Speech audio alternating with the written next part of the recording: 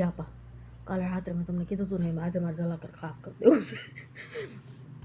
મેં વિડીયોમાં અત્યારે વર્ડ ગોતવાની કોશિશ કરી બહુ મારી માટે. મેં હિન્દીમાં આ વર્ડ મળ્યા નહીં. અત્યારે મને જે વર્ડ મગજમાં આવે છે ને એ ગાય હું બોલ દઉં. એક જ વિડીયોમાં કામ કમ્પ્લીટ કરી દેવું છે. મેં તમને કાલે રાત્રે કીધું હતું એવી રીતે બરાબર છે કે ભાઈ છે ને બે બ્લોગ ઉપર છે ને સબાના આજ સુધી એનું દવાખાનું બંધ કર્યું, ક્લિનિક બંધ કર્યું. એ જમાનાવાળીથી એના જે બ્લોગ હાલતા હતા અને એમાં એને જે બ્લોગની અંદર બધા મેન્શનિંગ કર્યા ત્યારે મારો ખુદનો ઇન્ટરેસ્ટ, સબાનાનો ખુદનો ઇન્ટરેસ્ટ છે ને બે ફોટા બનાવવાની અંદર હતો. સબાના એક હું ભૂલી ગઈ જોપા અત્યારે મારે બોલવાનું જે હતું ને એની જગ્યાએ માંડ મને યાદ આવ્યું કે ભાઈ મેં મારા ખુદના ફોટા બીજા બધા અલગ અલગ ટાઈપના દુનિયાના છોકરાવાળે બનાવ્યા હતા. જે છોકરાઓને મારા પપ્પાએ મારી સામે ફેંકા એવા છોકરાઓના ભેગા મેં મારા ફોટા જોઈન કરીને મૂક્યા હતા. એ કોન્સેપ્ટને રિલેટેડ મારે અત્યારે વાત કરવી હતી. એમાં હું ભૂલી ગઈ. 2 સેકન્ડની અંદર ગદની બ્રેક હું અત્યારે વાત કરું મને યાદ આવી જાય તો સારી વાત છે કે મુક્તિ નહીં મેં લગી એમાં જલાકર કાક કરી દેવું છે. માંડ યાદ આવ્યું છે ને કામ તમામ થાય એવું કે મારી જલીને ખાક થાય છે. હું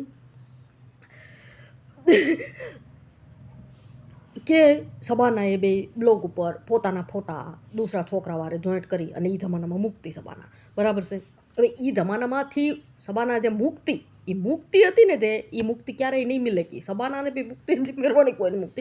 હું કામ એને કેમ કે એ જમાનાવાળીથી છે ને સબાનાની એક વસ્તુ હતી કે સબાનાને કોઈ ઇન્ટરેસ્ટ છોકરાઓમાં કે ક્યાંય નહોતો. સબાનાનું એક થ્રિલિંગ વર્ક છે બે હું હે ફોટા બનાવે ને અલગ અલગ ટાઈપના તો એને મજા આવે. પોતાના ફોટાની જોઈન કરી દૂસરા છોકરાઓના ફોટા આરે એને થ્રિલિંગ વર્ક લાગે છે. એ થ્રિલિંગ વર્ક કરવાથી છે ને માણસનું એમ કે ને કે કેથાર્સિસ થઈ જાય, એનું સેચ્યુરેશન પોઈન્ટ આવી જાય.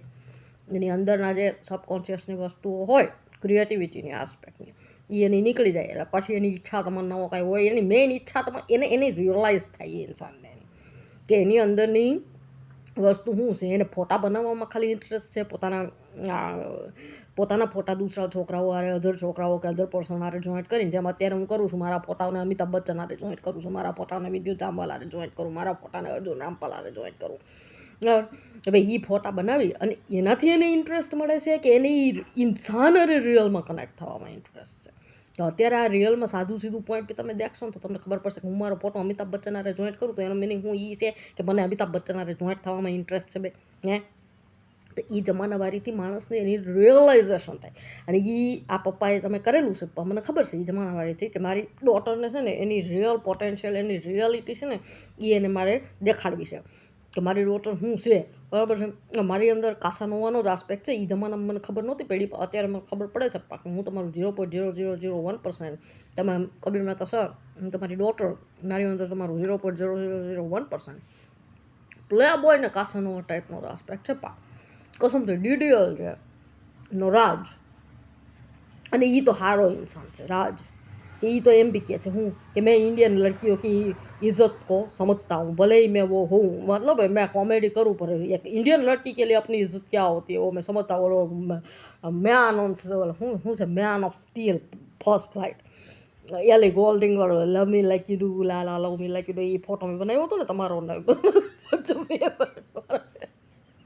તો મારો તો મને કસમથી ખબર પડી ગઈ ઇજ્જતથી હું કે મારો તો આસ્પેક્ટ છે ને કાસાનોવાનો છે. કબીર ગ્રેવાલમાં લો તમારો અક્ષય કુમાર, કબીર ગ્રેવાલ એ ટાઈપના જે આ અક્ષય કુમારનું તો કેરેક્ટરનું નામ નથી આવડતું એટલે એનું રિયલ નામ લઉં છું. એનું રિયલ નામ ક્યાં છે? અક્ષય કુમાર બી વાંધો ઉઠાવી ન કે બે અક્ષય કુમારનું ખુદનું રિયલ નામ રાજીવ ભાટિયા છે. એનું નામ અક્ષય કુમાર અમે તારું ફિલ્મી નામ યુઝ કરીએ છીએ એક વસ્તુ આ મારો આસ્પેક્ટ છે. તો મને ખબર પડી ગઈ કે મેં તમને કાલે કીધું હતું ને કે એ મને યાદ નથી રહેતું અને પછી યાદ ન રહે ને એટલે દુનિયાવાળા એવું સમજે એટલે દુનિયાવાળા એવું સમજે હું એ સભાના એ જમાનામાં બે દૂસરા અલગ અલગ છોકરા જે હતા એના પપ્પાએ એની સામે ફેંકા એવા છોકરાઓની યારે પોતાના ફોટા જોઈન્ટ કરી અને સભાના બ્લોગ ઉપર મુક્તિઓ સભાના કૃતિ સેના મુક્તિ જે દંગાની અંદર જલાકર ખાક કરી આવે સભાના મુક્તિ બે તો મારે એ મને ખબર પડી કે એ જમાના અને એ બધા એવી રીતે દેખે ને એટલે મારી જલીને ખાક થાય. પણ હું નોન રિફ્લેક્ટિવ આસ્પેક્ટ રહ્યો ને દુનિયાની કે સમાજની કે ઇમેજની ક્યારેય હું પરવા કરું નહીં. બેકારના લોકોને મરેલાઓને મારવામાં મને કોઈ દી ઇન્ટરેસ્ટ નહીં. હું મારું તો મોટો પહેલાંથી મારું એ હતું કોલેજમાં હું ભણતી ત્યારથી મારી કોલેજમાં સામે 40-50 છોકરા ઊભા હોય ને એ એમ કે અમને જવાબ દે ત્યારે હું એમ કહેતી પહેલાં જાઓ પ્રિન્સિપલની સાઇન લઈને અહીંયા મારી પાસે આવો પછી મારી યાર વાત કરો. અને પહેલાં એટલી હિંમત કેળવો બે કે તમારા 50 છોકરાની સામે હું એકલી ઊભી છું, બરાબર છે. મારી સામે એકલા આવીને એ ટોળામાંથી એક સિંગલ બહાર નીકળીને એક જણે એક એક એક કરીને તો આવીને વાત કરો પહેલાં. એટલી હિંમત છે નથી ને. એની એ હિંમતની બી વાત જવા દો. તમે લોકો સ્ટુડન્ટો છો, સ્ટુડન્ટોની કોઈ વેલ્યુ ન હોય. બે પ્રિન્સિપાલની અને રેક્ટરની સાઇન લઈને આવો અહીંયા મારી પાસે કાગળ, અને સાઇનવાળો કાગળ મને દેખાડો તો હું તમને જવાબ દઉં. હું પ્રિન્સિપાલને જવાબ આપવા બંધાયેલી છું, હું તમને સ્ટુડન્ટોને જવાબ આપું. નાના માણસો હારે હું ક્યારેય વાત કરતી જ નથી. હું છે ને બોસ હારે વાત કરું છું, સીધું મારું ડીલિંગ બોસ હારે હોય. એ પહેલેથી છે આપવા કે સ્ટુડન્ટો, ફ્રેન્ડ સર્કલો, કોલેજોની અંદર બી ક્યાંય મારું હંમેશા સરો હારે કોમ્યુનિકેટ હતું. અને સર લોકો બી મારી વિશેનું એ લોકો એપ્રિશિએટ કરતા ડાયરેક્ટલી, બરાબર છે. બાકી સ્ટુડન્ટો હારે મારે ક્યારેય કોઈ નિસ્બત હોતી નહીં.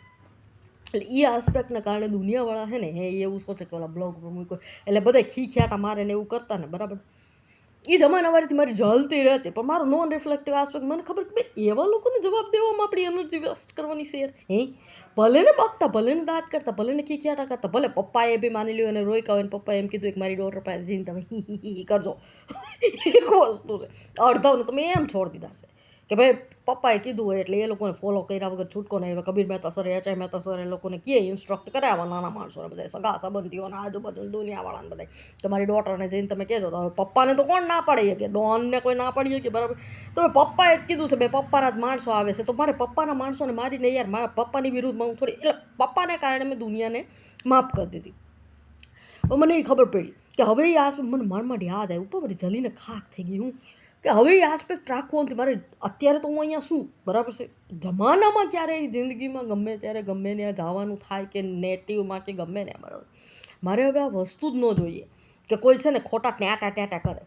મને ખબર યુટ્યુબ કે બ્લોગ કે મારું કોઈ સાંભળતું છે નહીં, બરાબર છે. પણ મને એવું લાગ્યું કે છે ને મને યાદ આવ્યું નહીં યાર, તો હું એક મારી અંદરની છે ને સેટિસ્ફેક્શન મને છે ને મારી હટી જાય એટલી હદે કે ભાઈ મારો ઇન્ટરેસ્ટ જે છે એ જમાનાવાળીથી સબાના મેં આતરનો ઇન્ટરેસ્ટ ફોટા બનાવવામાં. એનું દરેક ઇન્સાનનું એક કેરેક્ટરિસ્ટિક હોય કે એને હે ને અમુક પર્ટિક્યુલર વર્ક તરફ એનું ફોકસ હોય એને એમાં થ્રિલિંગ મહેસૂસ થતી હોય કે મારા ફોટાને હું અધર પર્સન્સ, અધર ઓપોઝિટ સેક્સ સાથે જોડું ને, માની લો બરાબર હું છોકરી છું, મારા ફોટાને છોકરાના ફોટા હારે હું જોઈન્ટ કરી અને સારો ક્રિએટિવ ફોટો બનાવું.